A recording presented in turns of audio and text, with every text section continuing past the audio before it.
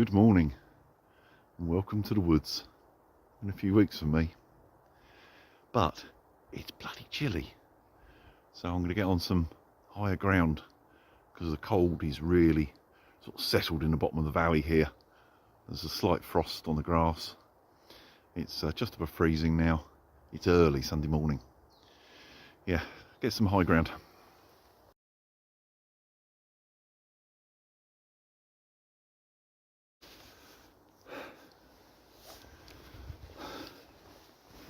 Cool. I know I said I wanted high ground, but the disadvantage is, of course, you got to walk up it.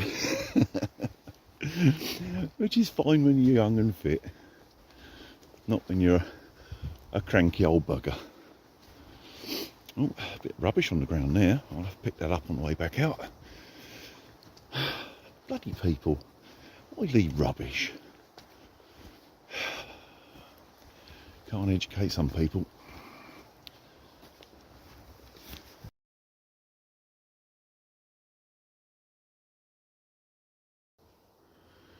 I don't know if you can see over there, there's an old blue tarp I spotted on the way in.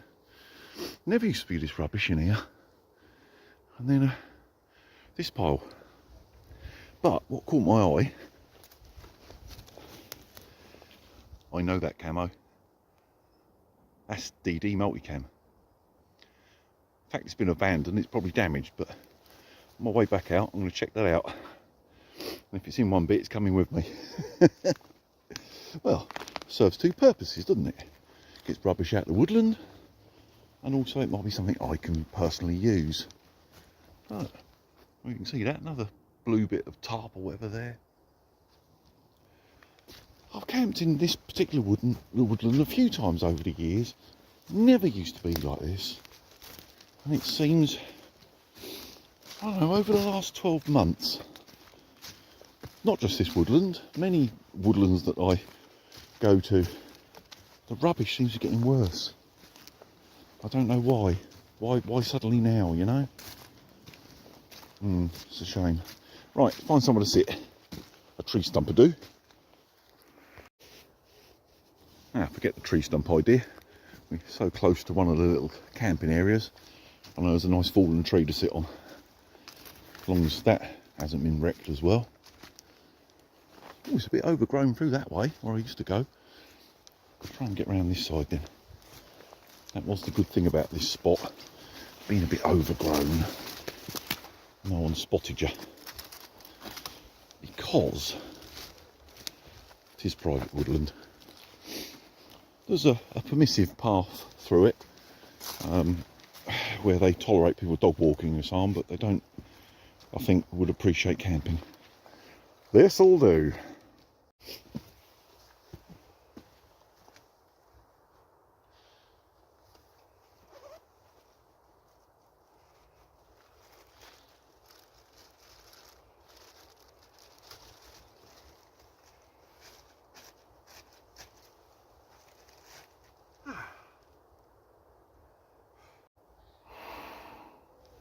Cold hands. Well, cold like thumb tips. Fingertips. Lovely morning though. Bright and sunny.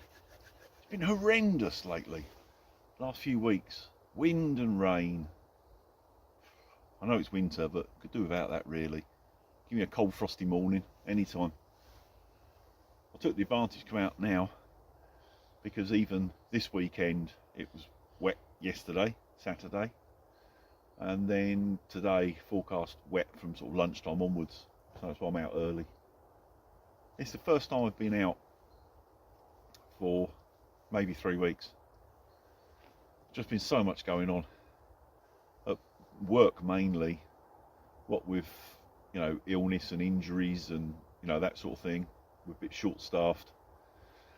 And although I'm not really in the right condition for it, I've been going out on the van doing deliveries, and it's been killing me, absolutely killing me. Luckily, the busy days, Friday, by the end of Friday, absolutely wiped out, completely wiped out, shaking, feeling sick. So I've been spending sort of like Saturdays and Sundays on the sofa recovering, ready to go back to work again. I've got to face facts. Really, I can't do that anymore. I just can't. It's a bit of a punch to the gut, to be honest. It's what I've done for 25 years. But things have changed, and you have to accept these changes. It's difficult to accept, but yeah. I am not the man I was, I'm afraid. Never mind. Keep smiling.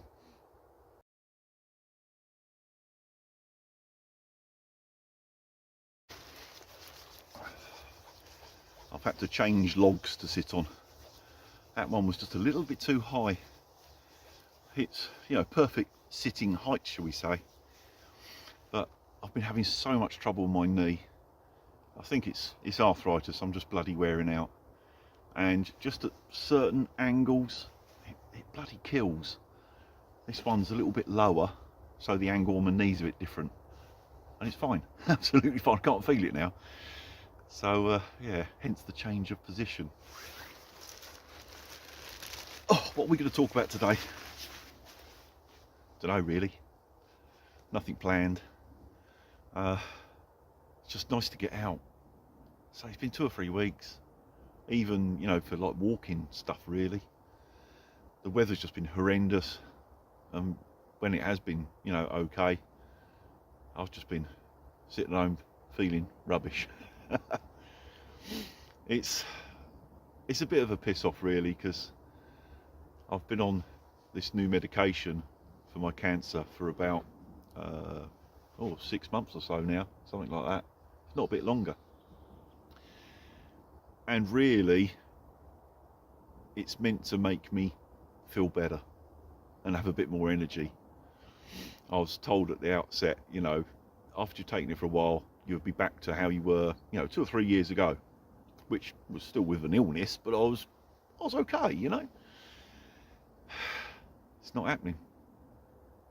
According to my blood work, things are improving for the, you know, the stuff they measure on your blood. It's helping there. But myself, I don't feel any different. Maybe I just got to accept it. But I was just disappointed, I suppose. You know, I've taken these bloody handfuls of tablets every day, twice a day. It's like a long-term chemotherapy. Where before I had the infusions where they, you know, do it direct into the vein type thing, and I was doing it every 28 days for 6 months. This time it's like a tablet form one, but you take every day. So I've been taking these bloody tablets every day for 6 months, 9 months or whatever. And, well, apparently they're doing something, but I don't feel myself that I'm improving. Just got to be thankful I'm not getting worse, I suppose. All while I can still get out and, you know, do stuff. That's work's becoming a bit of a struggle, to be honest. But it's that, you know, that whole catch-22 situation. I'm not ill enough, apparently, to get any help from the government or anything like that. So there's no question of me being able to stop working. I have to keep going, and I've got to keep pushing myself and put myself through that. So you can understand how I get a bit despondent when I see perfectly fit, young and healthy people that just decide to bang out a couple of kids and live on the dole and get their rent paid and everything else. And here's me struggling so I can pay my taxes and keep them. Yeah, it's a bit much. I don't like to think about it too much. It just depresses me. And it seems that you can have anything from, I don't know, depression to anxiety. I know some people have these things really, really seriously, and they do need help. I'm not having a pop at them, but I think there's a lot of people that play on it and, you know, amp it up, and probably some that are absolutely fine and just fake it, and they get all the help in the world, and I can't get nothing. Mainly because I was brought up in a generation with a work ethic, where we left school, went out, got a job, saved some money, you know, got married, bought a house, all that sort of thing. So now, because I own a house and I've got a small amount of savings, I'm disqualified from it all. It's like, you know, come back and see us when you're broke. Thanks. So what did I work all them years for? Why didn't I just spend all the money? Makes you wonder, makes you sort of reevaluate things. I think we should go back to how it was. At least people, like I say, had a work ethic and a sense of pride and all this sort of thing. And now, everyone's just out to get what they can. I find it bloody ridiculous. Terrible, terrible. But hey ho, there we go. What do we all think about this lifting the 2-child cap on benefits? I have mixed feelings, to be perfectly honest. If you're someone that's got, you know, a larger family, but you've always worked and that sort of thing, and through no fault of your own, you've become ill or, you know, injured at work or something like that, and you've had to stop, yeah, then people need support. But these people that have knocked out 5, 6 kids as a career choice, never paid nothing into the system, why should they be so heavily rewarded? Seems absolutely mental to me. Absolutely mental. And more people are doing it. Not only that, but the whole benefits thing in total. There's less and less people working and more people claiming, and then we wonder why taxes are having to go up. And of course, people like me are going to retire. There's going to be less people to take our place. So who's actually going to do all the work? Who's going to do all these jobs? And of course, on the job front, that's the other thing. You know, a lot of youngsters now, they want to go into media or be an influencer or a games developer, all which I suppose are legitimate jobs, but we can't all do that. Somebody's still got to build houses, empty the dustbins and all that sort of work. And I was thinking back, you know, when I was a kid and sort of school leaving age, me and all my mates, there was a few of us going to university, but not many. Only the, you know, the really smart kids, which is how I think it should be. I think university's too easy nowadays to get in and do with some of these Mickey Mouse bloody degrees. There was, yeah, only a few going to university. Ones that had, you know, proper careers in mind, like doctors and this sort of thing. Most of us were going into trades, plumbers, bricklayers, that sort of thing. Some would aim in police force, military. But, you know, we all wanted to do something. Unemployment was really high at that point.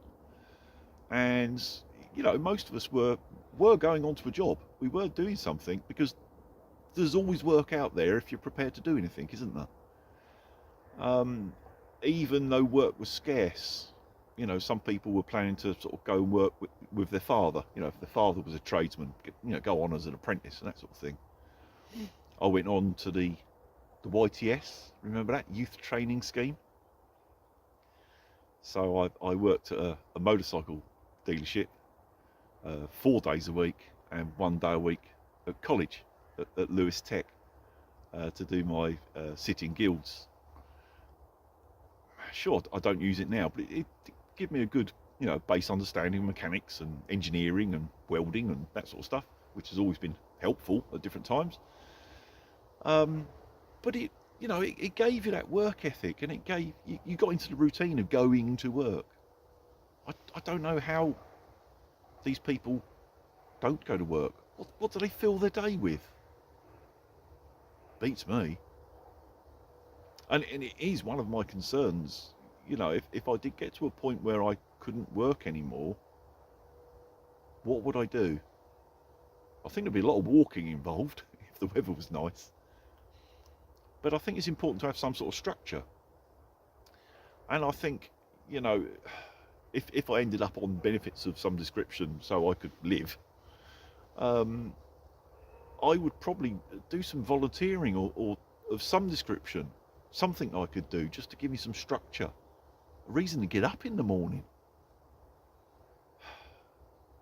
I'd love to go back to working with dogs, you know, do dog walking and dog training and that sort of thing. But the way the world has changed now, you need to be qualified at everything and have insurance, and you know, it just makes it so bloody difficult now to do anything. Yeah, it's difficult. I don't know quite what I would do, but I'll do something. Even if it was part-time at Tesco's being a trolley collector, I don't care. I just want something to do. I can't just sit at home and watch daytime TV. I'll go more bloody nuts than I am already. Dear, oh dear. What a world, what a state we've got in. I don't see a way out of it. Certainly not with our current government. But hey, this was all starting to go tits up under the previous one. I don't know, even if we have a major change and someone like Reform or whoever comes into power with all the great ideas in the world, I don't see them turning this big ship around anytime soon. Whether it be the benefits culture or, you know, the country in general. It will be a massive undertaking. Some things have just gone too far. The whole system is too reliant.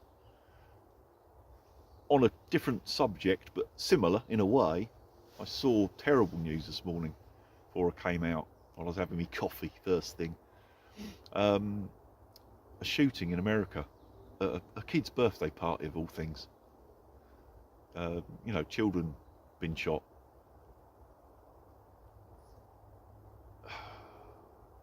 What? I don't know where to start with that. I really don't. The gun culture, it is so out of hand in America. It really is. But it's like a self-fulfilling prophecy now. You couldn't ban guns because only the legitimate people would lose their guns. All the criminals of unregistered stuff would keep them, of course. So that would tip the balance in their favour. And the more sort of gun violence there is, the more you're going to get people saying, well, I need to carry a gun to protect myself. And so it continues. So you just end up with more and more and more and more. I really don't know the answer for America. I really don't. Yeah. I think the balance that we've got here in this country is much better. You can have guns, but it's quite rigorous, you know, lots of background checks and all this sort of thing, and medicals and gun safes, and it's tough. It is tough to get a gun. It's not impossible, but it's tough. Shotguns are easier. It was pretty straightforward when I got my gun licence. But yeah, I think that's the right approach, to be fair. I mean, the only shootings that happen in the UK are normally through, you know, rival drug gangs and stuff. And they're, of course, got theirs illegally anyway, so you can change the rules to where you like. It won't make any difference. Much like the knives. We keep seeing tweaks with our knife crime law, don't we? What's the point? Criminals don't follow laws. It's not going to change anything. It really isn't. Majority of knife crime is kitchen knives. Kitchen knives are available in every kitchen in the country. You can't ban them. So they can tweak the laws all they bloody like. It's not going to solve the basic problem. I think that's enough of that before I get even more depressed. I'll do some more walking. I'll see you in a minute. Right, let me go back and find that rubbish pile. See whether that DD tarp's any good. I'll carry it out, even if it's crap, just to throw it away, to make a start on clearing up in here, but you never know. Could strike lucky. It could be decent and someone's just abandoned it, in which case I shall take it home, give it a wash off, and use it myself at some point. There it is. There she is. Let's see if we got trash or treasure.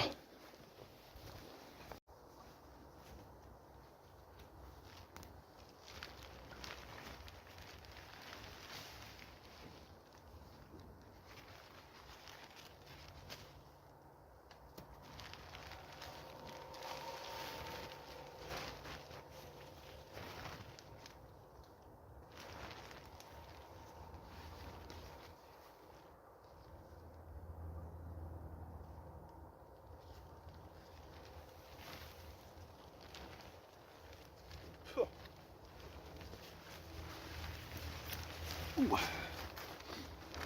I thought we was onto a winner.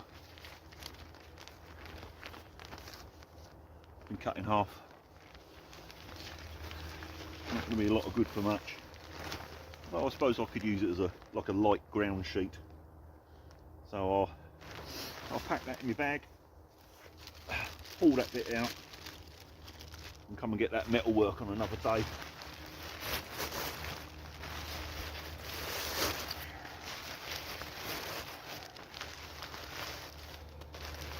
Ugh, soggy and wet.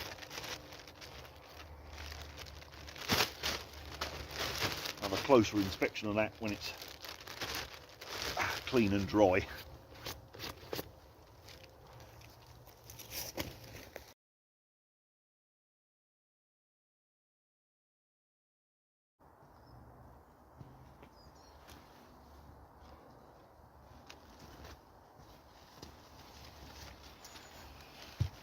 Right, been out a couple of hours, getting tired now, knees starting to ache a bit. I'm going to head for home.